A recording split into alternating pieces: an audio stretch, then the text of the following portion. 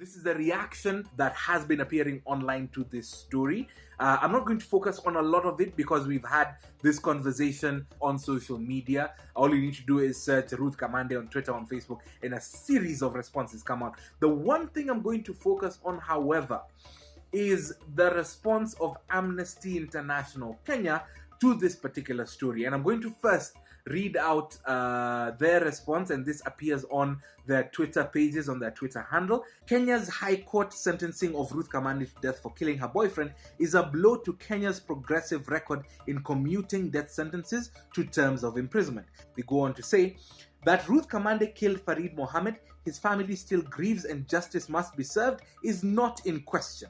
What is in question is the use of the death penalty. Twice now, two presidents have commuted over 6,747 sentences to life imprisonment in line with our Bill of Rights and international standards. The death penalty has long been abandoned in 139 countries. Only a handful of countries, USA, China, Pakistan, Saudi Arabia, retain it. Chances of a mistrial in countries like Kenya are high. Now, this particular part is what I have a problem with. There are considerations in Ruth Kamande's case. She was young, extremely disturbed by fear and anger of being infected by HIV/AIDS. She has since demonstrated a willingness to reform while in custody. While justice must be done, the death penalty is not one of them. Now, here's my problem with that particular part of that statement, that last part of that statement.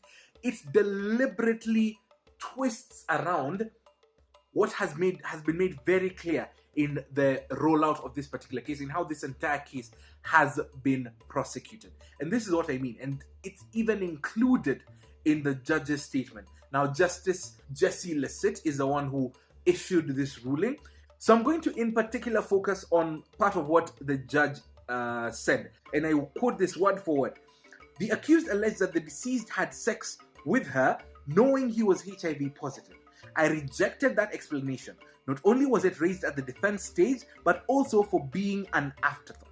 Now, I need to focus on that and tie it back to the Amnesty International statement. And that's why I feel that, unfortunately, while I see what Amnesty International is trying to bring alive in their presentation of the case against the death penalty itself, they're shooting themselves in the foot by raising it. Now, back to the Amnesty International statement, how they bring it across implies that this element of her being afraid of being infected with HIV, I use those quotes the air quotes very deliberately. This particular thing came up way later on in the case. If you follow the coverage of this particular case from the very beginning, the mention of being HIV positive or fearing getting infected with HIV doesn't come up at the very beginning. In fact, at the beginning, it's a matter of, it's seen as a matter of, what was it? It was about the love letters from these high school boyfriends, according to the coverage of the case. Moving forward, it turns into a story about SMSs and such. And then later on, in fact, the first time I saw this fear of being infected with HIV, according to the case raised by the defense, came up when I was reading up about the ruling, which clearly indicates that this was not part of the initial thing. This is something that came up way after. This was a consistent thing from the get-go. Then I would be biased towards believing it. But at this particular point in time, I feel that Amnesty International is making a big mistake, making that a center of their case, and I fully and wholly disagree with it. Because this is not what the issue was.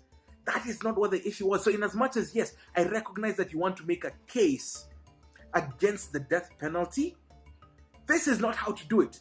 This is not how to go about it. You don't take allegations and misconstrue it to make it a basis of your case. That is a wrong thing to do. I am of the opinion that there was abuse involved in the relationship. And to be very clear, I am of the belief, personal belief, going by the evidence and the statements that have been given, going by even what the judge's ruling was, I am of the belief that there was abuse in this relationship, emotional at minimum, and it built up to the point where unfortunately Farid ended up dead, stabbed 22 times. While I am not the judge in this case, I am of the opinion that the decision was a right one, putting into context the fact that we haven't actually executed anyone since 1987 as a country.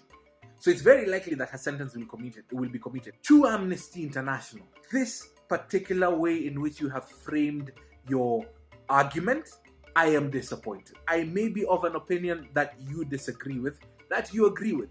I would still like to know what you think. Please share your thoughts in the comments. Willing to have this conversation with you. That is my stand, that is my opinion, and that is a story.